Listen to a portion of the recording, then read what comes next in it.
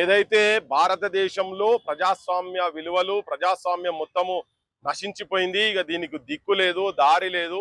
ఒక autocratic rule, dictatorial form of government నడుస్తున్నది భారతదేశంలో. ఇక దీనికి ఎవరు ఆదుకునేటోళ్ళు లేరు అనే టైంలో అన్హోనీకో హోనీ కర్దియే, హోనీకో అన్హోనీ, ఏక్ జగా జబ్ జమా హోతీనో అమర్ అక్బర్ ఆంతోనీ అని ఒక పాట ఉంటది. అది అంటే మూడు మతాలు, అంటే మతాలకు అతీతంగా, కులాలకు అతీతంగా విద్యార్థులు మొత్తం ఒక్కటయ్యి నీట్ పేపర్ లీక్ లో హిందువులు, ముస్లింలు, క్రిస్టియన్లు, సిక్కులు అనేది ఏం తేడా లేదల్లా. అందరు రాసినటువంటి పరీక్ష పేపర్ లీక్ అయిందని చెప్పని వచ్చిన తర్వాత 20 లక్షల పైన రాసినటువంటి వాళ్ళు, వాళ్ళ కుటుంబాలు, వాళ్ళు చూసినటువంటి మానసిక వ్యధ, దానికి వ్యతిరేకంగా ఒక వాయిస్, ఒక సుప్రీంకోర్టు బాధ్యత లేనటువంటి ఒక సుప్రీంకోర్టు ప్రధాన న్యాయమూర్తి దేశ యువతను పట్టుకొని కాక్రోచ్లు, జిల్ల పురుగులు అనే పదం, అంటే ఎస్ మేము జిల్ల పురుగులమే అనేది ఒక సెటైరికల్ పదంతో ఒక పార్టీ అని ఎస్టాబ్లిష్ చేసి దాని ఇప్పటికి కూడా వాళ్ళు ఎన్నికలకు పోతా అంటలేరు. వాళ్ళు ఎస్ ఆ మంత్రి నీట్ పేపర్ విషయంలో మనందరం ఒకటైదాం అని అంటే ఆ ఇచ్చిన కాల్ తోటి దేశంలో ఉన్నటువంటి ఫ్రస్ట్రేటెడ్ యువతరం మొత్తం, నిరుద్యోగులు కావచ్చు, అంటే ఈ దేశాన్ని రక్షించుకోవాలని అనుకునే వాళ్ళందరూ ఒక్క దగ్గరికి వస్తే వాళ్ళ మీద మామూలుగా కాదు దేశ ద్రోహులు అన్నారు, ముఖ్యమంత్రుల స్థాయిలో ఉన్నటువంటి వాళ్ళు అన్నారు, ఉప ముఖ్యమంత్రి స్థాయిలో ఉన్నటువంటి వాళ్ళు అన్నారు, కేంద్ర మంత్రులు అన్నారు, చాలా మంది కొన్ని మీడియా ఛానళ్లు వీళ్ళందరూ కలిసి వీళ్ళు దేశ ద్రోహులు, అరాచక శక్తులు, వీళ్ళు పాకిస్తాన్ తో కలిసిరు, చైనాతో కలిసిండ్రు, ఫండ్స్ బయటికి వెళ్ళి వస్తున్నాయి. ఇవన్నీ మామూలు దుష్ప్రచారం జరగలే. వీటన్నిటిని తలదించే రీతిగా చాలా మంది అంటారు కేంద్ర ప్రభుత్వం తలవంచుడు కాదు, మొత్తం బోర్ల బొక్కల అన్నాడు నరేంద్ర మోడీ. దేశంలో ఉన్నటువంటి విద్యార్థి ఉద్యమానికి, యువతరం చేసినటువంటి ఉద్యమానికి మొత్తం సాష్టాంగ నమస్కారాలు చేసి బొర్లిండి ఆయన మొత్తం. ఇది చూసిన తర్వాత మొన్నటిదాకా మాట్లాడిన ఎవరు వాళ్ళ గోదిలో కూర్చున్నటువంటి, వాళ్ళ ఒడిలో కూర్చున్నటువంటి గోది మీడియా ఏదైతే ఉందో వాళ్ళు కావచ్చు, మిగతా అందరూ కూడా ఎవరైతే ఉన్నారో, ఇన్ని రోజులు మీరు నోర్లు అనుకున్నారు జనాలు, ఇప్పుడైతే ప్రధానమంత్రి వాళ్ళే బయటకు వచ్చి వీళ్ళకు సాష్టాంగ నమస్కారం చేసిండో ఈ ఉద్యమానికి, ఇప్పుడు మీరు అందరు దయచేసి మీ నోర్లు కావు, అది మూసి మోరులు అని చెప్పని నిర్ధారణ చేసి పడేసారు. కాబట్టి ఇప్పటి నుంచి మీరు ఇప్పుడైనా కానీ జర సోయికి వచ్చి మాట్లాడేటోళ్ళందరి మీద మీరు మీ బూతులు వాళ్ళు మాట్లాడంగానే దేశద్రోహి అనుడు, వీనికి పాకిస్తాన్, చైనా ఇవన్నీ మాటలు మాట్లాడు, ఇవన్నీ ఇప్పుడు ఎవరు మరి కేంద్ర ప్రభుత్వం పాకిస్తాన్ చేతులుందా, చైనా చేతులుందా? సో జర సోయికి రావాలని చెప్పదలుచుకున్నా. ఈ రేపల్లె సుబ్బారావు గారు రాసింది ఒకటి గుర్తుకొస్తుంది నాకు. ఏ దేశం ఏగినా, ఎందుకాలిడినా, ఏ పీఠం ఎక్కినా, ఎవరెదురైనా పొగడరా నీ తల్లి భూమి భారతిని, నిలుపరా నీ జాతి నిండు గౌరవం అని చెప్పని. ఇలా ఈ జాతి గౌరవాన్ని నిలిపేటందుకు భారతదేశంలో ఉన్నటువంటి యువతరం మొత్తం పిడికిలి బిగించి ఢిల్లీ వీధుల మీద నినాదాలతోటి ఓరెత్తించిన తర్వాత నరేంద్ర మోడీ అధికారంలోకి వచ్చే ముందు చెప్పిండు దేశం ప్రమాదంలో ఉంది, 60 సంవత్సరాల తర్వాత అమెరికా డాలర్ రేటు, భారతదేశం డాలర్ రేటు ఒకటే ఉండే స్వాతంత్రం వచ్చినప్పుడు, కానీ అది దాదాపు 60 రూపాయల దాకా అయ్యింది అని చెప్పని ఏ మీటింగ్ లో పోయినా కానీ మొత్తుకునేది ఆయన. అయిపోయింది దేశం, అయిపోయింది దేశం, కథం అయిపోయింది దేశం, కథం అయిపోయింది. ఆయన 10-12 ఏళ్ళ యాడికి తీసుకోపోయినా తెలిసి 97 రూపాయలు ఉన్నది ఇలా డాలర్, 97 రూపాయలు. అంటే 10-12 ఏళ్ళ నువ్వు చేసిన నిర్వాహకం ఏంటిది అని చెప్పేటందుకు. కడికోసారి లేవంగానే సనాతన ధర్మం అని చెప్పి మాట్లాడుతున్నారు కదా. ఎప్పుడో పూర్వకాలంలో కావచ్చు, తక్షశిలాలు, విక్రమశిలాలు, నలంద యూనివర్సిటీలు ప్రపంచ స్థాయిలో అవ్వల్ స్థానంలో టాప్ యూనివర్సిటీలు ఈ భూమి మీద మొత్తంలో భారతదేశ యూనివర్సిటీలకు ఆ జాగా ఉండే. సరే గత 60 ఏళ్ళు వాళ్ళు ఏం చేసిరో నువ్వు రాకముందు, నువ్వు వచ్చినాక ఏం జరిగింది భారతదేశంలో అంటే, టాప్ 100 యూనివర్సిటీలల్లో భారతదేశ యూనివర్సిటీ ఒక్కటి లేదు, 200 యూనివర్సిటీలు ఒక్కటి లేదు, 300 యూనివర్సిటీలు ఒక్కటి లేదు, 400 యూనివర్సిటీలు ఒక్కటి లేదు, 500 యూనివర్సిటీలలో కూడా భారతదేశ యూనివర్సిటీ ప్రపంచ స్థాయిలో ర్యాంకింగ్ లో ఒక్కటి కూడా లేదని చెప్పి సిగ్గుతో చెప్పదలుచుకున్నా. నువ్వు గడికోసారి మాట్లాడితే చైనా మాట్లాడతావు కదా, చైనా వాళ్ళు 100 యూనివర్సిటీకి పైన ఉన్నారు. కనీసం ఏషియాలో టాప్ 1-2 చైనా ఉన్నది, మనోళ్ళు దరిదాపుల దగ్గర కూడా లేదు, టాప్ 10 లో ఒక్క ఏషియాలో కూడా లేదు. ఎందుకు లేదు అంటే భారతదేశ యూనివర్సిటీలలో మీరు రిక్రూట్మెంట్ చేస్తలేరు, రీసెర్చ్లు జరుగుతలేవు, విద్యా వ్యవస్థను మొత్తం సర్వనాశనం చేసేసిర్రు. ఒక నీట్ గురించి కాదు ఇక్కడ జరగాల్సింది భవిష్యత్ పోరాటాలు. ఒక కేంద్ర మంత్రి రాజీనామా చేయంగానే సరిపోదు, తెలంగాణ విశ్వవిద్యాలయాల 80 నుంచి 84% వరకు రిక్రూట్మెంట్లు లేవు. విద్యా ప్రమాణాలు మొత్తం సర్వనాశనం చేసి వదిలిపెట్టేసిండ్రు. ఇది మాట్లాడాలి అని చెప్పానంటే నువ్వు ఒక్కనాడు పత్రికల ముందు వచ్చి మాట్లాడే ధైర్యం లేదా నీకు? ప్రధానమంత్రి ఇన్ని రోజుల తర్వాత నేను అనుకుంటా ఈ భూమి మీద మొత్తం ఏ దేశంలో ఉన్నటువంటి ప్రధానమంత్రి కూడా మీడియా ముందుకు వచ్చి ప్రశ్నలు ప్రెస్ కాన్ఫరెన్స్ పెట్టని చరిత్ర ఏదని ఉన్నదంటే అది కేవలం నరేంద్ర మోడీకి దక్కుతుందని చెప్పదలుచుకున్నా. ఇక ఫ్రీడమ్ ఆఫ్ ప్రెస్ ప్రపంచ స్థాయిలో ఎంత దరిద్రంగా ఉన్నదంటే టెర్రరిస్ట్ స్టేట్ల కన్నా దారుణంగా ఉన్నది మనది. 151 ర్యాంకు ప్రజలకు తెలవాలి, యువతరానికి తెలవాలి. చాలా మంది నిన్న మొన్న దాకా గుడ్డిగా పడిపోయినరు మోడీ మోడీ మోడీ మోడీ అని. ఆ మోడీ పకోడీలు అమ్ముకో సమోసాలు అమ్ముకో అంటే ఇప్పుడు దేశానికి విరోచనాలు పట్టినట్టు అయింది. మొత్తం యువతరం ఒక అంధకారంలో ఒకటే సైడు పాకిస్తాన్ తోని మనకు ప్రమాదం ఉంది, చైనాతోని మనకు ప్రమాదం ఉంది. ఇదన్నీ చెప్పుకుంటా ఓట్లు దండించుకుంటా గుడులను రక్షణ చేయాలి. భారతీయత అంటే మన హిందూ రాష్ట్రం అని చెప్పనన్నాడు. గుడులలోనే దేవుని సొమ్మే మింగిన తర్వాత ఇంకా మీ పాలనలో రక్షణ ఎక్కడ ఉంటుంది ఆయన? ఇది యువతరం అర్థం చేసుకోవాలి. ఇది మాట్లాడేందుకు పత్రికల వాళ్ళు వీళ్ళంతా మాట్లాడాలంటే దీని ర్యాంక్ ఎక్కడ ఉంది? కానీ 150 ర్యాంక్ ఉన్నది. నిన్న మాట్లాడుకుంటూ ఒక పెద్ద మనిషి చెప్పిండు ఎంత ఘోరం బక్క చిక్కున్నారు అంటే నాకు తెలంగాణ ఉద్యమం అప్పుడు గుర్తుకొచ్చింది. పిన్నీసులు పెట్టుకొని చెప్పులు లేకుండా గుండీలు పోతే పిన్నీసులు పెట్టుకొని వెనుక పాయింట్లు జినిగి కాలేజ్ స్టూడెంట్స్ వచ్చి రాళ్లతోటి తిరుగుబాటు చేసే మానుకోటల ఆంధ్రోళ్లకు ఆంధ్ర పాలకులకు ఒక్కసారి వాళ్ళందరికీ ఇది పడ్డది. ఇలా ఢిల్లీలో కూడా చాలా మంది నిరుపేద కుటుంబాలకి వెళ్ళి వచ్చినటువంటి వాళ్ళు, చదువుకొని నౌకరు లేనటువంటి వాళ్ళు వచ్చక్కడ వీధుల మీద కొట్లాడుతుంటే అమానుషంగా లాఠీ దెబ్బలు అయితే పెట్టిండ్రో. నేను చెప్తున్నా, ముళ్ళుగర్ర వెనకట వ్యవసాయం చేసేటప్పుడు ఎడ్లకు బర్లకు నాగలు దున్నేటప్పుడు బండ్లు నడిపేటప్పుడు ధాన్యాన్ని తీసుకుపోయేటప్పుడు దాన్ని కుచ్చేది, ముళ్ళుగర్ర పెట్టి కుచ్చేది. ఇప్పుడు అట్లా కూడా ఎవరు గుచ్చలేరు. అంటే అంత అమాననీయంగా పశువుల మీద చేసినటువంటి పనిని ఢిల్లీ నడి రోడ్ల మీద, పాకిస్తాన్ లో చైనాలో కాదు భారతదేశంలో ఢిల్లీలో జంతర్ మంతర్ దగ్గర ఒక సైలెంట్ ప్రొటెస్ట్ జరుగుతుంటే పోలీసు వాళ్ళు ఆడబిడ్డలను పట్టుకొని వెనక పట్టుకొని ఇట్లా పెట్టి కూర్చుడు చూసినాం కదా. దేశం మొత్తం కన్నీళ్ళ పర్వంతం అయిపోయింది. ముళ్ళుగర్రలతో పెట్టి కూర్చుడైంది, బాష్పవాయువులు ఏంటిది, బుల్లెట్లు ఫైరింగ్లు ఏంటి, వీళ్ళే రాళ్లు తీసుకొచ్చి పెట్టి వ్యాన్లలో రాళ్లు తీసుకొచ్చి పెట్టి ఇది ఉద్యమకారులు తీసుకొచ్చిరని సీసీ కెమెరాలు ఉంటాయి, అన్ని ఉంటాయి. ఎవరు తీసుకొచ్చిరో, డ్రైవర్ ఎవరో, బండి ఎవరో అవన్నీ తీసి బయట పెట్టాలి కదా. బుల్లెట్ గన్స్ వాడిండ్రు, రాళ్లు తీసుకొచ్చిండ్రు, ఆడబిడ్డల బట్టలు చింపిండ్రు. ఇవన్నీ చూసినాక దేశం బగ్గుమన్నది. దేశంలో ఉన్నటువంటి మాల్ న్యూట్రిషన్, అరే పుట్టే పిల్లలకు కూడా కనీసం పుట్టే పిల్లలకు సరి అయిన పౌష్టికాహారం దొరకలేదు ఆయన. ఇడ వయసుకు తగ్గట్టుగా పొడుగు భారతదేశ పిల్లల్లో 36% లోటు ఉన్నాయని చెప్పదలుచుకున్నాను నేను. ఇది తెలవాలి, జనానికి తెలవాలి. అనేమియా తోటి 57% మహిళలు ఇబ్బంది పడుతున్నారు. భారతదేశ మహిళలు పొద్దున్న లేసే భారతీయత గురించి మాట్లాడతారు కదా, భరతమాత ఏడుస్తున్నది. ఇవన్నీ కాక పైశాచికంగా ఇప్పుడు రాహుల్ గాంధీ ఒక కొత్త మాట మొదలు పెట్టిండి. ఎవడెవడైతే ఢిల్లీలో ఆర్డర్ చేసిండు కేంద్ర మంత్రి దీనికి జవాబు చెప్పాలి, మేము పార్లమెంట్ లో మాట్లాడతాము అని చెప్పని అన్నాడు. నేను కూడా అడుగుతున్నా, నువ్వు పాలించేటువంటి తెలంగాణ రాష్ట్రంలో ఆడబిడ్డల మీద పోలీసు వాళ్ళు చేయి చేసుకుంటున్నారు. ఇప్పుడు నిరుద్యోగ యువతరం మీద లాఠీలు దులుపుతున్నారు, నిరుద్యోగ యువతరం మీద బూతులు తిడుతున్నారు, ఎల్ కొడుకులు ఎం కొడుకులు అని. మరి పచ్చిగా నేను ఒక రాష్ట్ర మంత్రి ముంగట ఇక్కడనే రవీంద్ర భారతిలో కూర్చొని ఆయన స్టేజ్ షేర్ చేస్తే చెప్పిన, నేను యాక్షన్ తీసుకుంటా అని చెప్పిండు. బహిరంగంగా వేదిక మీద చెప్పిన, మీ ప్రభుత్వంలో నిరుద్యోగులను నిరుద్యోగులు ఫైట్ ఎందుకు చేస్తున్నారు? ఇక్కడ 2 లక్షల ఉద్యోగాలు ఇస్తా నీ మేనిఫెస్టోలో పెట్టినావు. రాహుల్ గాంధీ, రేవంత్ రెడ్డి పెట్టినావు, ఇస్తలేవు అని అడిగితే వాళ్ళ మీద ఇప్పుడు నువ్వు ఢిల్లీలో కేసులు తీయాలని చెప్పని బాగా పోజులు కొట్టుకుంటూ మాట్లాడుతుండ్రు రేవంత్ రెడ్డి. నేను జనానికి చెప్పేది ఏంటంటే, ఈయన రేవంత్ రెడ్డి పని ఎట్లున్నది, రేవంత్ రెడ్డి నువ్వు ఈ రాహుల్ గాంధీ పని ఎట్లుందంటే, సంపినోడే సంతాప సభలు అన్నారు కదా, సంపినోడు సంతాప సభ కాదు, సంపినోడే శవయాత్రలో పాల్గొంటుండు, సంపినోడే నినాదాలు ఇస్తుండు. ఇప్పుడు నేను ర్యాలీ పెట్టిండుగా, ఈడ 5 గంటల సేపు ట్రాఫిక్ ను మొత్తం జామ్ చేసి హైదరాబాద్ అంతా ఆగమాగం చేసి మా బోటలో ముట్టిగా రోడ్డు మీద వచ్చి కూర్చుంటామంటే కూడా తీసుకుపోయి బొక్కల వారేస్తారు కదా. ఎవడు పర్మిషన్ ఇచ్చిండా?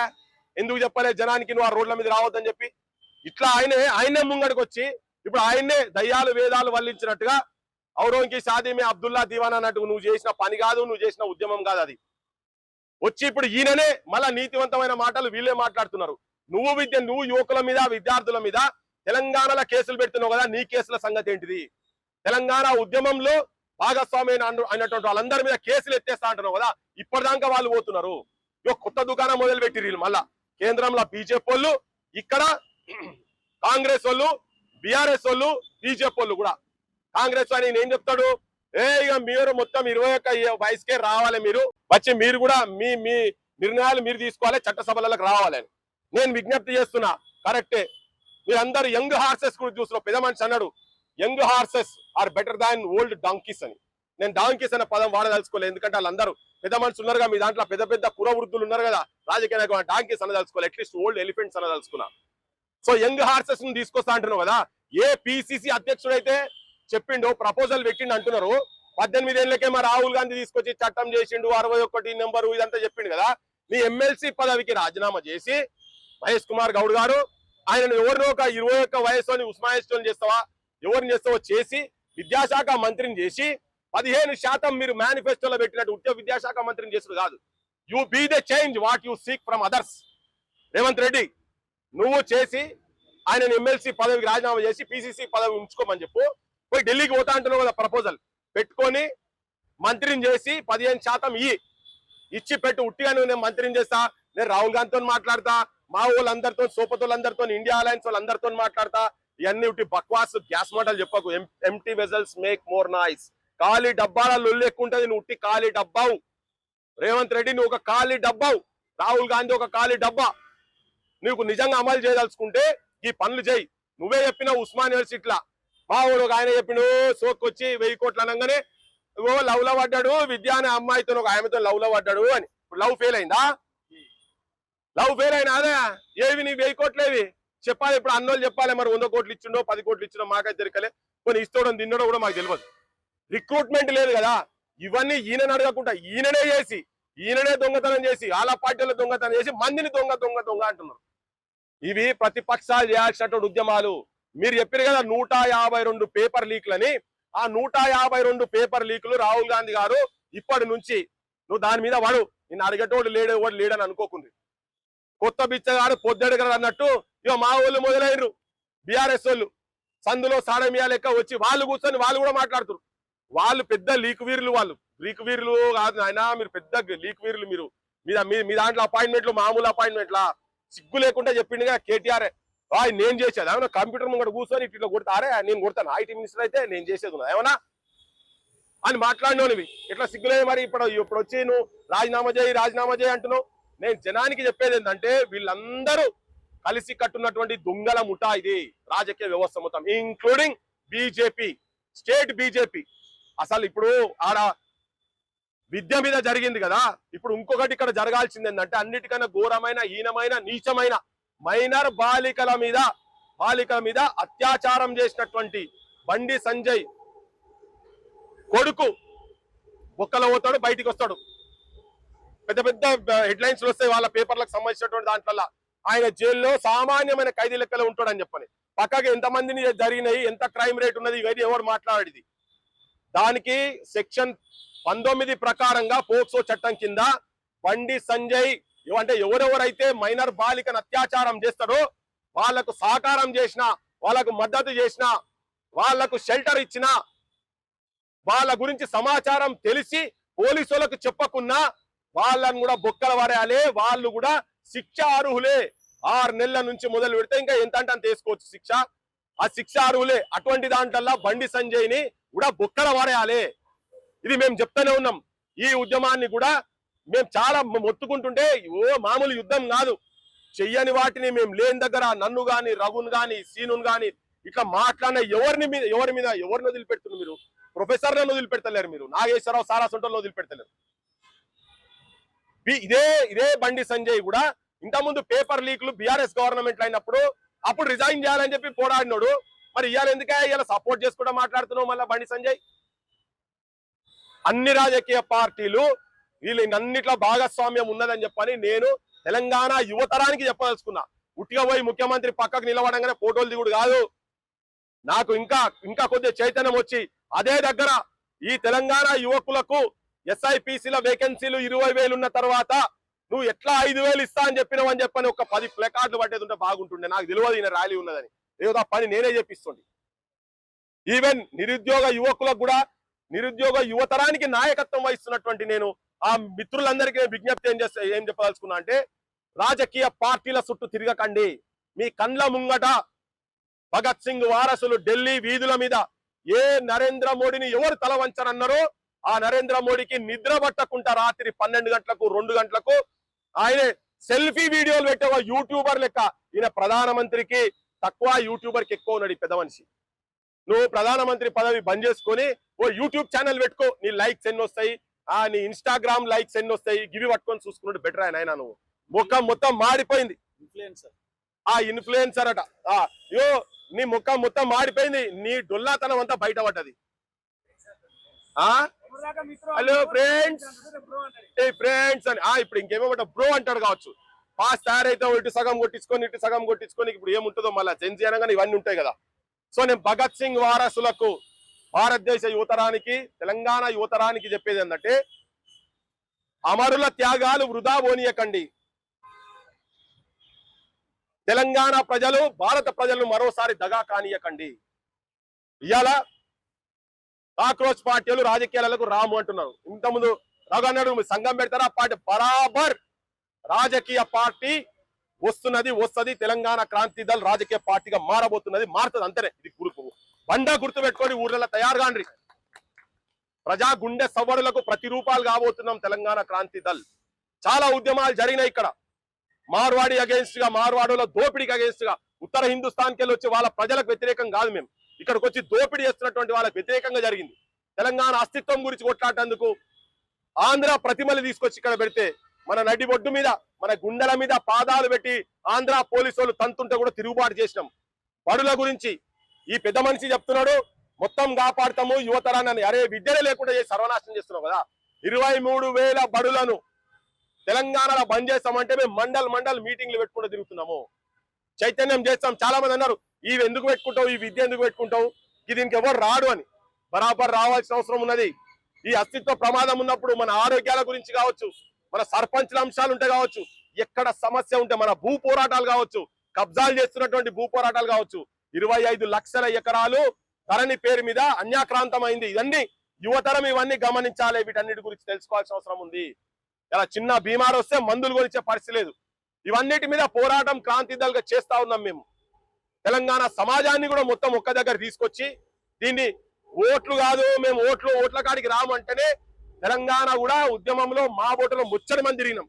కానీ ఓట్లు మాత్రం దన్నుకున్నది రాజకీయ వ్యవస్థ, రాజకీయ పార్టీలు. వాళ్ళు ఇంత పెద్ద భీకరమైన ఉద్యమం జరిగిన తర్వాత 1,200 మంది బిడ్డలు చనిపోయిన తర్వాత కూడా బీఆర్ఎస్ పార్టీ వచ్చిన తర్వాత ఇంటికొక ఉద్యోగము, మంచి చదువు వస్తుంది అనుకుంటే ఆయనే 7,000 బడులు బంద్ చేసిండు కేసీఆర్. ఎవరు అడిగాడు? ఈయనే మేనిఫెస్టోలో కాంగ్రెస్ వాళ్ళు పెట్టిండ్రు బంద్ చేసిన బడులు తెరుస్తామని. కానీ ఈయన వచ్చిన తర్వాత ఉన్న బడులను ఊసి చేసి పాటిస్తున్నాడు రేవంత్ రెడ్డి. సో అందుకనే ముఖ్యమంత్రులు, కేంద్ర మంత్రులు ఎవరో మాట్లాడితే పక్కబంట పోయి నిలబడు కాదు, ప్రశ్నించాలి, తిరగబడాలి. పరిష్కారం వచ్చే మార్గం దిశగా మేము నడవబోతున్నాం, నడుపుతాము.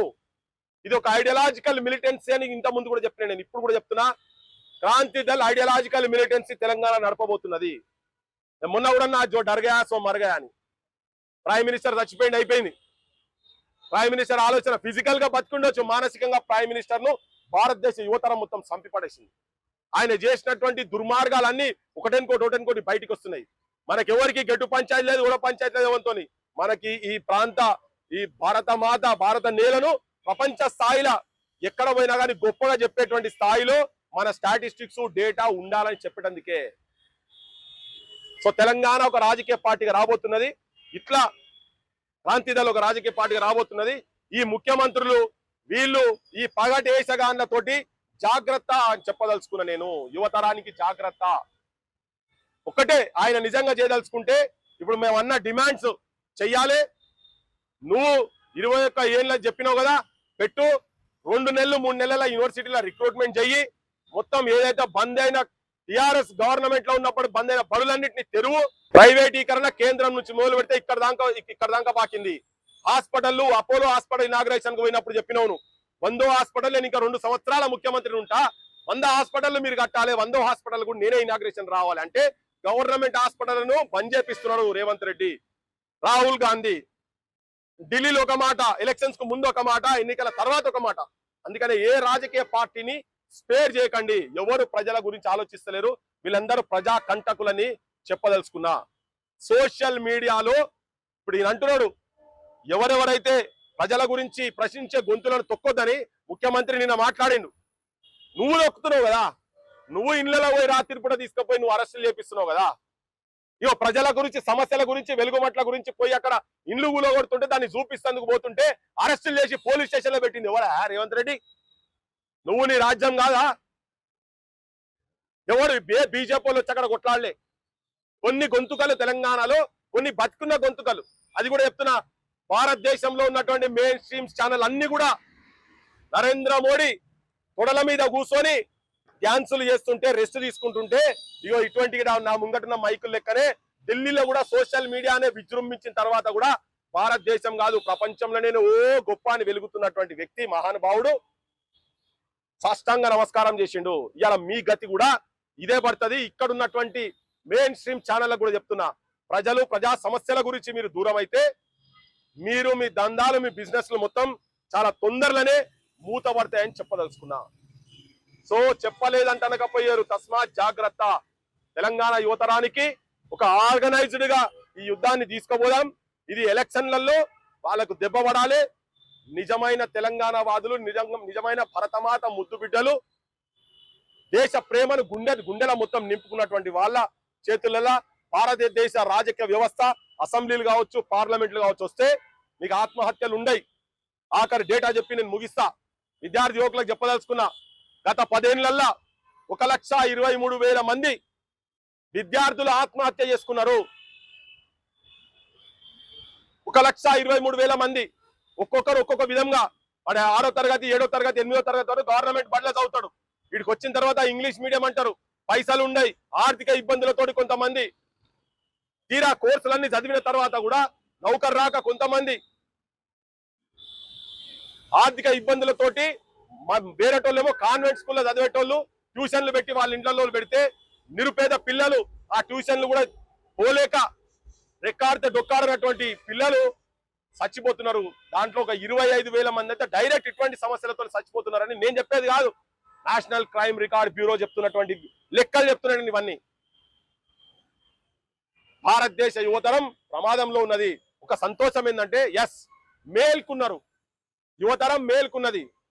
నవతరం, నవ భారతదేశాన్ని, నవ తెలంగాణను నిర్మాణం చేసే దిశగా ప్రతి ఒక్క అంశాన్ని పరిగణలోకి తీసుకొని ఈ రాజకీయ నాయకులు చేసేటువంటి ఉపన్యాసాలు, ఊకదుంపుడు మాటలు, ఊదుగాలది పీర్లేవదీలతోటి ఇట్లా వచ్చినప్పుడే ఏంటంటే ఆ సమూహాన్ని ఎంబడి తీసుకుపోయేందుకు అన్ని రాజకీయ పార్టీలు వచ్చినాయి.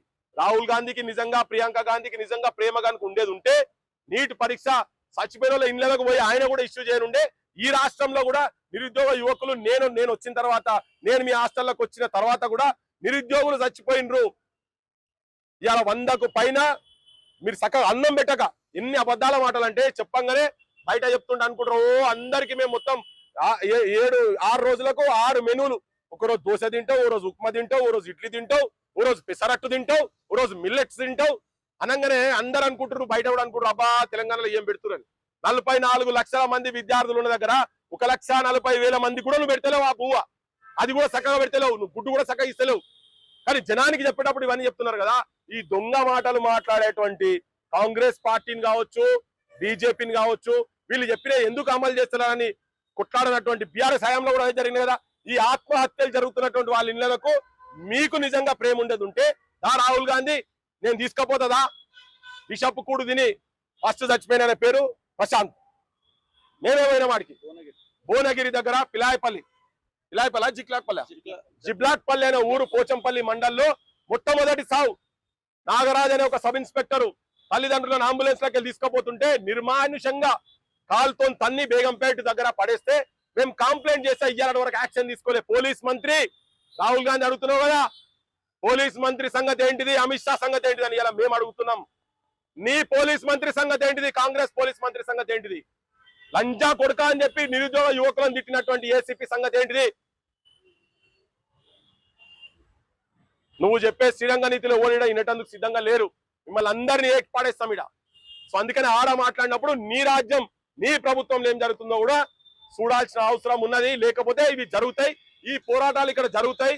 తెలంగాణకు కొత్త ఏం కాదు, తెలంగాణ ప్రతిరోజు పోరాటం చేస్తున్నది.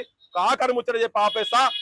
తెలంగాణలో ఉన్నటువంటి ఇంటెలెక్చువల్స్ కూడా కొంతమంది BJP civil societies BJP intellectuals అయిపోయారు, కొంతమంది BRS intellectuals BRS civil societies అయిపోయారు, కొంతమంది Congress civil societies Congress intellectual గా తయారైపోయారు. మిమ్మల్ని ఎవరు ఇంటెలెక్చువల్ అన్నట్టు సొంటోళ్ళను గడికో చిత్తం గాడిది గుణం అన్నట్టుగా ఇయ్యాల ఒక పని ఉంటే ఇయ్యాల ఒక మాట, రేపోటి ఉంటే రేపో మాట మాట్లాడుకుంటే తిరుగుడు కాదు. ప్రజల గురించి మాట్లాడుండి. ఇలా కొంతమంది ఈ మూమెంట్ లో వచ్చి మాట్లాడుతున్నారు కదా, నేను భవిష్యత్తులో పేర్లు చెప్పి మాట్లాడతా, ఒక్కొక్కరి పేర్లు చెప్పి మాట్లాడతా. నీకు అవసరం ఉన్నప్పుడు నీ పార్టీ రావాలన్నప్పుడు నువ్వు ఒక స్టాండ్ తీసుకుంటావు. ఎన్నికల ముందేం స్టాండ్ తీసుకున్నావు, ఎన్నికల తర్వాత ఏం స్టాండ్ తీసుకున్నావు, ఇప్పుడేం స్టాండ్ తీసుకున్నావు. ప్రతి ఒక్కరిని ఇటువంటి pseudo intellectual pseudo civil societies గురించి కూడా క్రాంతి దళ్ భవిష్యత్తులో మాట్లాడుతుంది. పల్లె పల్లెకు తీసుకుపోతుంది. ఎవరికి భయపడేది లేదు, ఎవరికి జనికేది లేదు, గుర్తుపెట్టుకోండి అని చెప్పి ఒకటే బీజేపీకి కేంద్ర ప్రభుత్వం వ్యతిరేకంగా పోరాటం చేస్తుంటే ఒక కొత్త స్టాండ్, ఒక కొత్త ఉద్యమాన్ని క్రియేట్ చేసే బీజేపీ సోషల్ మీడియా పనిచేస్తుంది. ఏంటంటే రిజర్వేషన్ అనుకూల వాయిస్ రిజర్వేషన్ వ్యతిరేక వాయిస్ మధ్య పంచాయతీ పెట్టే ఉపాయం ఒకటి తీసుకొచ్చి మళ్ళీ 2 రోజులు సోషల్ మీడియాలో తీసుకుంటే దానిపైన మీరు ఏమంటారు? ఇటువంటి వాళ్ళు ఇది ముందు కూడా గత 10-15 ఏళ్ల నుంచి అదే పని చేస్తుంది. అందుకే నేను స్టార్టింగ్ చెప్పిన అన్హోనీకో హోనీ కర్దే హోనీకో అన్హోనీ అని చెప్పిన కదా. సో అందుకనే అందరు కలిసి కొట్లాడారు అనే దానికి చెప్పిన. ఎస్, భారతదేశంలో రాజ్యాంగం ఇచ్చినటువంటి హక్కులు, రిజర్వేషన్ల హక్కులు కూడా ఎక్కడ రిజర్వేషన్ గవర్నమెంట్ వ్యవస్థలు గవర్నమెంట్ ఇన్స్టిట్యూషన్స్ మొత్తం బొందబెడుతున్నారు కదా. ఇంకా రిజర్వేషన్లు ఇక్కడ ఎంప్లాయ్మెంటే మొత్తం ప్రైవేటీకరణ చేస్తున్నారు కదా. భారతదేశంలో బిగ్ గ్యాప్ తయారైంది హ్యావ్ నాట్స్ మీద.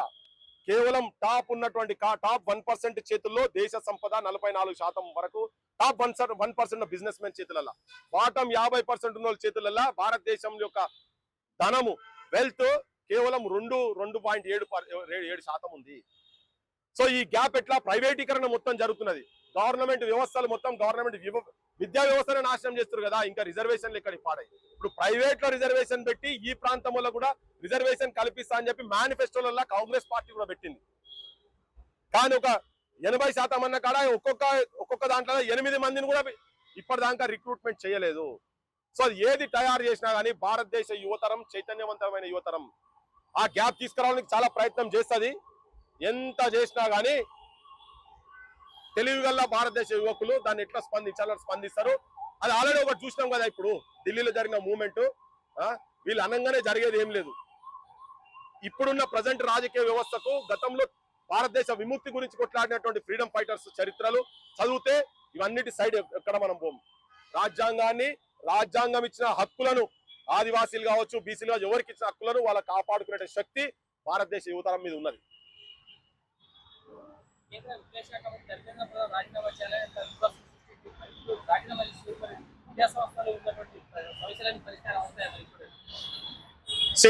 ఆ డిమాండ్ దాని మట్టుకే ఉండే. దాని తర్వాత ఇంకొక డిమాండ్, సెకండ్ అండ్ థర్డ్ డిమాండ్లు పెట్టినారు. వాళ్ళు పెట్టింది ఏంటంటే ఒకటి ₹1 కోటి ఇవ్వాలి ప్రతి ఒక్కరికి అనేది. ఇంకొకటి ఏంది కేసులు పెట్టినని విడ్రా చేసుకోవాలి, తప్పుడు కేసులు. ప్లస్ పోలీసు వాళ్ళు ఎవరైతే అరాచకం చేసిరో వాళ్ళ మీద కూడా కేసులు పెట్టాలనే దాన్ని ఉన్నది. విద్యా వ్యవస్థ మీద సమూలంగా మార్పు జరగాలని చెప్పని మా బొట్టలు చాలా ఏళ్ళ నుంచి కొట్లాడుతున్నాం. మేము కూడా అసలు తెలంగాణ ఉద్యమంలో వచ్చింది కూడా ఈ బడులు బంద్ అవుతున్నాయి, బడులల్లా చెట్ల కింద పోరగాళ్ళు నీడ తిరుగుతున్నారని పాటలు పాడుకుంటా 96 నుంచి తిరిగినాం. ఆ వ్యవస్థ ఏది మారతలేదు కనుకనే ఇలా మేము దాని మీద వర్క్ చేస్తున్నాం. సో ఇది ఉద్యమము, ఇది ఆగలే. ఒక ధర్మేంద్ర ప్రధాన్ రాజీనామా తోటి కాదు. అయితే దాంతో ఒక మెసేజ్ ఏంటంటే అకౌంటబిలిటీ అనేది స్టార్ట్ అయింది ఎక్కడనో దగ్గర. ఎవరు కూడా పవర్ఫుల్ కాదు ఈ దేశంలో. ప్రజల ముంగట, ప్రజా ఉద్యమాల ముంగట ఎవరు పవర్ఫుల్ కాలేదు అనేది మాత్రం ఒకటి తేటతెల్లం అయిపోయింది. ఇది ఒక ఉదాహరణగా చూపించచ్చు. కానీ విద్యా వ్యవస్థ ఇప్పుడు కొఠారి కమిషన్ ఆల్రెడీ కమిషన్ ఉంది. ఎప్పుడో 1964-66 లో చేసిన కొఠారి కమిషన్ ఇప్పటిదాకా ఇంప్లిమెంట్ కాలే. ఈయన కొత్తది వచ్చి కొత్తది పెట్టి ఇప్పుడు పెట్టి ఆ ఇన్ఫోసిస్ అయినా పట్టుకొచ్చి పెట్టి దీన్ని ఎట్లా చేయాలనే చెప్పని 2 ఏళ్ల కింద ఇదే ప్రధానమంత్రి పార్లమెంట్ లో చెప్పిండు, కొత్త అద్భుతమైన చట్టాలు తీసుకొచ్చినా బిడ్డ ఊని ఇచ్చిపెట్టేది లేదని. ఇవాళ ఇంత కొట్లాడాల్సి వచ్చింది కదా. కమిటీలు వేసుడు కాదు, అక్కడ ఉన్నటువంటి వానికి మానసికంగా భారతదేశంలో విద్యా వ్యవస్థ మంచిగా ఉండాలని ఉండాలి. ఇప్పుడున్నటువంటి వాళ్ళ చేతిలో లేదు కాబట్టి ఒక నూతన రాజకీయ వ్యవస్థ దేశంలో రావాలి, ఇక్కడ కూడా రావాలి. దీనిలో కాంగ్రెస్ వాళ్ళు భాగస్వాములు ఉన్నారు, బీజేపీ వాళ్ళు భాగస్వాములు ఉన్నారు, రాష్ట్రానికి వస్తే బీఆర్ఎస్ వాళ్ళు కూడా భాగస్వాములు ఉన్నారు. మీకు వీరుడు ధర్మేంద్ర ప్రధాన్ ఇలా పార్లమెంట్ కాంగ్రెస్ బీజేపీ ఎంపీలు అందరూ కలిసి చాలా వరకు సన్మానం చేశారు. దాని మీద ప్రాంతాలు స్పందన రేపిస్టులను వదిలిపెడుతున్నారబ్బా. ఆల్రెడీ మైనర్ బాలికలను రేపులు అత్యాచారం చేసినని కంప్లైంట్ ఇచ్చిన కేంద్ర మంత్రినే వాళ్ళు పక్క కూర్చోబెట్టుకొని ముచ్చట పెట్టినాక ఈయనకు దండలేసులు పెద్ద కథన. బండి సంజయ్ ఉన్నది ఇడ. నేను చెప్తున్నా సెక్షన్ ప్రకారంగా చెప్తున్నా కదా అన్ని. కాదన్మన్ రేవంత్ రెడ్డిని కాదన్మన్. ఇప్పుడు ఆయనే కదా ఇడ సిపాయి, ఈయన రాజు ఇక్కడ ఈయనే కదా రేవంత్ రెడ్డే కదా. పోక్సోలా ఈ కేసు ఉన్నది అలాగే చెప్పాను. ఆయనే చెప్పిండు, ఈయన కూడా చెప్పిండు. రేవంత్ రెడ్డి అన్నాడు ఎవడైనా కానీ బొక్కల వారేసుడే అన్నాడు కదా. మరి ఆయనే చెప్పిండు నా కొడుకును బెయిల్ వస్తుంది అంటే ఆపినా అన్నాడు. అంటే నాకు తెలుసు కదా నేను సరెండర్ చేయలేదు అని చెప్పి బండి సంజయ్ అన్నాడు. నాకు చెప్పిర్రు వకీల్ సాబులు చెప్పిర్రు వస్తుంది అంటే అందుకే ఇన్ని రోజులు ఆపినా అన్నాడు. నీ దగ్గర ఎక్కడో తెలుసు కదా. మరి పోక్సో చట్టం కింద నువ్వు దాచిపెట్టద్దు, సమాచారం తెలిస్తే కూడా నువ్వు ఆపొద్దు అని. ఆపితే నువ్వు చట్టరీత్యా నువ్వు కూడా పోవాలి కదా. మరి ఆయన కేంద్ర మంత్రిగా పక్క జరగాలి. ఆయనే ప్రధానమంత్రి పక్క కూర్చోబెట్టుకొని మీటింగ్లు పెడుతుండే. ఇంకెక్కడిది జనం చూస్తలేరా? ఇప్పుడు నేను మాట్లాడే జనం పోతలేదా? మనం కొట్లాడతాం ఇంకా కొట్లాడతాం. అంటే తెలంగాణలో కూడా చాలా సమస్యలు ఉన్నాయి. ఇగో ఇలా మూర్తిలో నిలబడరు కదా, 1200 మంది చచ్చిపోయారు, 369 మంది అప్పుడు చచ్చిపోయారు. ఇష్యూస్ అన్నిటి మీద జరుగుతూ ఉన్నాయి. సమగ్రంగా దీనికి ఒక ఎండింగ్ ఇచ్చే పరిస్థితి మాత్రం ఉంటుంది. రాజకీయ పార్టీల చుట్టూ తిరుగుతున్నారు, అయినా కూడా అన్యాయం జరుగుతుంది మీరు అంటున్నారు. సో ఇప్పుడు ప్రధానంగా నిరుద్యోగుల సమస్య రాష్ట్రంలో ఉంది. దానికి ఏమన్నా మీరు నాయకత్వం వచ్చి దానికి బాధితుల చేతుల్లోనే నాయకత్వం ఉండాలనేది నాకు ఫస్ట్ నుంచి. మేము ఓపెన్ కాస్ట్ తిరిగేటప్పటి నుంచి కూడా అదే. ఇప్పుడు మహాసంటలో మోంగనే ఆ పృథ్వీరాజ్ ఏదో కావాలనుకొని చేస్తున్నారని మొదలు పెడతారు. ఉన్నారు కదా వీళ్ళంతా. మన ట్రాక్ రికార్డ్ ఎంతనన్నా ఉండని. అసలు నేను టీఆర్ఎస్ అనేది 2001లో వదిలిపెడితే నేను టీఆర్ఎస్ ను ఎక్కడ వేదిక ఏది దొరికినా కానీ ఎక్కడెక్కడ తెలంగాణకు నష్టం జరుగుతుందో అప్పుడప్పుడు మాట్లాడిన. పల్లెకొక్కడు గల్లీకొక్కడు ఢిల్లీ దాకా పోయిండొక్కడు ఎక్కడ చూసినా నీ కోసమే ఎత్తుకులాడుతున్నామని ముంగడ ఏడుపు ముఖం పెట్టి ముల్లే కట్టుకుంటున్నాడు. అమ్మా చూడు తెలంగాణమా అంగట్ల బతుకు ఆగమాగమా అని కేసీఆర్ మీద రాసుకొని పాడింది. అప్పటి నుంచి మేము వ్యతిరేకిస్తుంటే నాది రఘు బొమ్మ పెట్టి టీఆర్ఎస్ జెండాలేసి పెట్టి చూపిస్తున్నారు. ఏం చేస్తాం? సో ఇప్పుడు నేనేమంటున్నా అంటే వాళ్ళకు సోయి రావాలి. ఎస్ బరాబర్ అవుట్ రైట్ గానే మేము మొట్టమొదట అశోక్ నగర్ ధారణా చేసిన నాడు వాళ్ళందరికీ ఎరికే, జనార్దన్లకు చాలా మందికి ఎరికే, ఇందిరాకి ఎరికే, నవీన్ పట్నాయక్ వీళ్ళందరికీ ఎరికే. ఆడ వద్దు మేము రామని చెప్పి తెల్లన్నాక కూర్చున్నాను. ఆడ పొద్దుగాల 4:30 వరకు కూర్చున్నా. అది ఇండిపెండెంట్ మూవ్మెంట్, పవర్ఫుల్ మూవ్మెంట్ ఉండే. నిరాహార దీక్షలు చేసి ఇప్పుడు ఢిల్లీలో కూర్చున్నాడు ఆయన, సోనం వాంగ్చు కూర్చున్నాడు. ఇక ఆయన విరమిస్తలేడు అన్నప్పుడు ఒత్తిడి పెరిగింది కదా. ఈయన విరమిస్తాడు అన్నప్పుడు రారు. అట్లనే ఈ నిరుద్యోగులకు సంబంధించినటువంటి ఆమరణ దీక్ష కూర్చున్న వాళ్ళందరూ కూడా చేయొద్దు. ఒకవేళ చేస్తే చచ్చిపోవాలి అంతనే డిసైడ్ చేసుకుని కూర్చున్న ముందు. దాన్ని ఏం చేసి ఆయుధాన్ని నిర్వీర్యం చేశారు కొంతమంది. నేను వాళ్ళని కూడా వ్యక్తిగతంగా అనదలుచుకోలేను. కానీ అయితే పార్టీలోళ్ళు చెప్తుంటారు మేమున్నాం అది ఉన్నాం ఇది ఉన్నాం అని చెప్తుంటారు. నెగోషియేషన్ ఎప్పుడు బలవంతుడు ఉన్నప్పుడే నెగోషియేషన్ జరుగుతుంది. వీక్ ఉన్నంత నెగోషియేషన్ ఎప్పుడు చేయరు ఎవడైనా కానీ. అది రాజ్యాలు ఎప్పుడు చేయవు. నువ్వు వీక్ అని తెలిసినాక ఎందుకు వస్తారు? రాజకీయ పార్టీలు నువ్వు ఆడిపిస్తుంటే ఆడుతున్నావు అన్న తర్వాత ఇప్పుడు టీఆర్ఎస్ వాళ్ళు మీటింగ్ పెట్టిరు మొన్న నిరుద్యోగులది. వాళ్ళే దానికి పితామహులు, భీష్మ పితామహులు అసలు స్కాములు చేసిన వాళ్ళు వాళ్ళు. గాలి దగ్గర పోయి గిల్లు మీటింగ్ పెడితే నీకెంతో ఎవడు అడిగిన వచ్చి కూర్చో. రోజుకో 10 మంది కూర్చోని నిరాదీక్షకు తీసుకోకపోతే మళ్ళీ 10 మంది రాని, మళ్ళీ తీసుకోతే మళ్ళీ 10 మంది రాని. మొన్న కూడా చెప్పిన అరే మీరు 50 మంది కూర్చోరా సెంట్రల్ లైబ్రరీలో కూర్చోండి, మీరు దీక్ష కూర్చోని తెలంగాణ మొత్తం ఒక్కటి చేద్దాం, మేము బయట ఉండి మొత్తం పని అంతా చేస్తాం. కానీ రాజకీయ పార్టీల సైడ్ మీరు పోకుంటారు. మాది ఎవరు చూపిస్తలేడు. Sonam Wangchuk lead paper leak బాధితులు కాదు, కానీ బాధితుల పక్షాన ఆయన చేసిన దీక్ష దేశం మొత్తానికి కదిలించింది. ఏదైతే కేంద్ర మంత్రి ధర్మన్ పదం ఆయన దింపేదాకా తీసుకెళ్ళగలిగింది. సో నిరుద్యోగులు కూడా బాధితులు, వాళ్ళ పట్ల క్రాంతికలు కావచ్చు, పృథ్వీరాజ్ యాదవ్ కావచ్చు, ఎందుకు వాళ్ళకు బలంగా నిలబడదు? నేనేందంటే ఇక్కడ ఆల్రెడీ నాయకత్వం వచ్చిన్నది. సోనం వాంగ్చుక్ వచ్చే వరకు ఇక్కడ నాయకత్వం లేదు. ఇక్కడ మల్టిపుల్ ఆస్పెక్ట్స్ మీద తిరుగుతా ఉన్నాం. ఓకే భవిష్యత్ 100% దానికి టైం ఉన్నది. ఆ టైం వచ్చినాడు నేను బరాబర్ చేస్తా పని. ఇది కూడా గుర్తుపెట్టుకో. నేను ఆ సమాజాన్ని కూడా తయారు చేయాల్సిన అవసరం ఉంది. అది వచ్చినప్పుడు బరాబర్ చేస్తా. దానికి ఏమి వెనుక పోయేది ఏం లేదు. ఉట్టిగా కేసీఆర్లు వీర తిలకాలు పెట్టి లోపల కూర్చొని అవి తాగినట్టు కాదు. ఆయన చేసిండు, అద్భుతమైన మూవ్మెంట్ తయారు చేసిండు. క్రాంతిదళ్ చేస్తుంది. దానికి ఒక కన్స్ట్రక్టివ్ గా ప్రణాళిక చేసుకొని చేస్తాం. కానీ వాళ్ళకు విజ్ఞప్తి చేసేది అంటే ఇమీడియట్ గా వాళ్ళు ఉండేది ఉంటే స్ట్రీట్స్ మీదకి స్ట్రీట్ ఫైట్ ఎక్కువ జరుగుతుంది. ఇంకా అది జరుగుతుంది కాబట్టినే వాళ్ళు ముందు పడాలి. పార్టీల చుట్టూ తిరిగితే పార్టీలకు జెండాలు మోసే జీతగాళ్ళు కాకండి. మేము మోస్తున్నామా ఖాళీ పోయినవాడా నాకు ఇంకో ఛానల్ చూపిస్తుండే ఆ ఛానల్ ఈ ఛానల్ బిన్నెలు చూపించి ఇవన్నీ కాదు. ఎవరి మనం చూసుకున్నట్టు కాదు. జనం మొత్తం ఒక్క దగ్గర తీసుకురావాలి. ఏ అంశం పైన పోరాడుతుంది? ప్రధానమైన అంశం ఆత్మగౌరవం, అస్తిత్వం, మన విద్య, వైద్యము, నిరుద్యోగం. ఈ అంశాలే టాప్ ఉంటాయి. ఇక ఫాలోడ్ బై రైతులు, అవన్నీ ఆ ఇష్యూస్ అన్ని ఎట్లాగో అవన్నీ మళ్ళా వస్తాయి. కానీ ఇవి మెయిన్ అంశాలు. ఇవి ఎవడో ఆంధ్ర పోలీసోడు వచ్చో ఇక్కడ పోలీసోడు వచ్చి మన ఆడబిడ్డల శైలి బట్టి గుంజుడు, నడుము బట్టి గుంజితే కూడా ఇప్పటిదాకా వాళ్ళ మీద యాక్షన్ లేనటువంటిది ఆత్మగౌరవం. అస్తిత్వం ఏంది? మన మూలాలు మాత్రం చెడిపేస్తారు కదా మొత్తము. ఇవి ఉంటది. మన విద్యా వ్యవస్థ మొత్తం వచ్చి చైనా కంపెనీడు నారాయణ, శ్రీ చైతన్య బంద్ చేసి పడేస్తాం వీళ్ళందరినీ. వాళ్ళ ఆస్తులు ఉంటే జప్తు చేసి పడేస్తాం. ఇక్కడ ప్రైవేట్ హాస్పిటల్ అపోలో వైద్యం ప్రతి జిల్లా హెడ్ క్వార్టర్లలో హాస్పిటల్ పెడతాం. దాని మీద స్టడీ చేసిన ప్రణాళికలు కూడా రెడీ అయి ఉన్నాయని చెప్పదలుచుకున్నాం.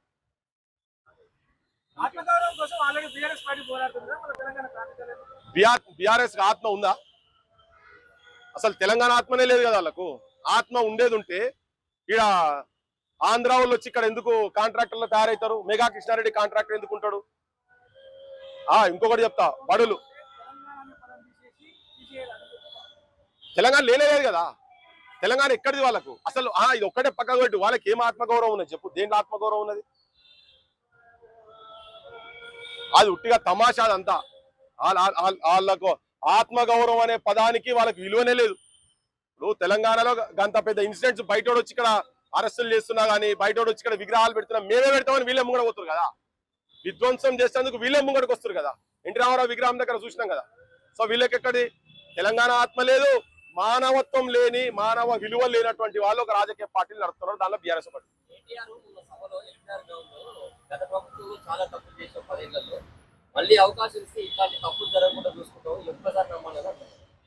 ఇంతకు ముందు కూడా 1200 మంది బిడ్డలు చచ్చిపోయినప్పుడు ఈ విద్యా సమస్య, నిరుద్యోగ సమస్య ఇవన్నీ చూసిన వాళ్ళే కదా వాళ్ళు. నిరుద్యోగులు కూడా ఆత్మహత్యలు చేసుకున్న వాళ్ళే కదా. అవన్నీ చూసిన వాళ్ళే కదా వాళ్ళు. అంతమంది చచ్చిపోయిన తర్వాతనే వాళ్ళకు బుద్ధి రాలే. ఇప్పుడు ఎట్లుందంటే సౌ चूहे को काके बिल्ली हज को गया लेकुన్నది. ये लोग कैसे है मालूम? ये हज को जाके भी चूहे के लिए तरसते लोग. ఆడిపోయి కూడా ఎలకల గురించి చూసే పాపతో ఇల్లు బీఆర్ఎస్ వాళ్ళు. ఇప్పుడు అధికారం ఎందుకు? నేను ఒక్కటే చెప్తున్నా, నీ వాళ్ళకు నిజంగా నిబద్ధత ఉంటే ఇప్పుడు అదే వేదిక మీద ఆయన ఒక మాట మాట్లాడిండు. నేను మొన్న కూడా చెప్పినది మళ్ళీ చెప్తున్నా. ఏమన్నా అంటే సావు నోట్ల తలకాయ పెట్టి పెద్ద ఆయన తెలంగాణ తెచ్చిండు అన్నాడు. సరే ఇప్పుడు నువ్వు నిజంగా కూడా నీ అధికారం వచ్చేదాకా ఎందుకు పోయి సావు నోట్ల తలకాయ పెట్టుడు, కేసీఆర్ సచ్చుడు, నిరుద్యోగులకు ఉద్యోగాలు వచ్చుడు అని ఆమరణ దీక్ష వచ్చి ఇక్కడ కూర్చోమని చెప్పి కేసీఆర్ కూర్చోమని చెప్పి కేసీఆర్ అప్పుడు నమ్ముతాం. నేను కేసీఆర్ కూర్చో 10 రోజులు కూర్చొని వీడికి అదిరొద్దిగా మొత్తం మా బోటలో వచ్చి సపోర్ట్ చేస్తాం రమ్మని కేసీఆర్. సో నువ్వు మాట్లాడే దాంట్లో ఆచరణలో నిజం ఎంత ఉన్నది అనేది రావాలి. వీళ్ళే కూర్చుంటారు, వాళ్ళ అయ్యతో నేను కూర్చోబెడతారు. అందుకని ఆ వేదిక మీద మాట్లాడిన మాట మీద చెప్తున్నాను నేను. రేవంత్ రెడ్డి బయటికి కేసీఆర్ సవాల్ చేశారు, మీరు కూడా సవాల్ చేస్తున్నారు. అంటే ఇద్దరు అనుకునే చేస్తారు. రేవంత్ రెడ్డిని ఇప్పటిదాకా ఏమన్నా నేను పొగిడినా? రేవంత్ రెడ్డిని కూడా వేకి పాడేసిన కదా. రేవంత్ రెడ్డి అసలు పైసా అర్హుడు కాదు. రేవంత్ రెడ్డి కూడా పైసా అర్హుడు కాదు. ఆయన చెప్పినా కదా, ఆయన కూడా చెప్పినా కదా, విద్యాశాఖ మంత్రి సంగతి ఏంది, నీ హోంశాఖ మంత్రి సంగతి, రాహుల్ గాంధీ సంగతి ఏంది, ఇప్పటిదాకా మాట్లాడినప్పుడు ఆయన కూడా ఎక్కినా కదా. ఆయన అంతే, ఈయన అంతే, ఇవన్నీ ఒక్కటే. ఇవన్నీ ప్రజలను ముంచేటువంటి ఆలోచన ఉన్నటువంటి వాళ్ళు. ఇది ఆచరణలో తేటతెల్లమైంది, అది కూడా చెప్తున్నా.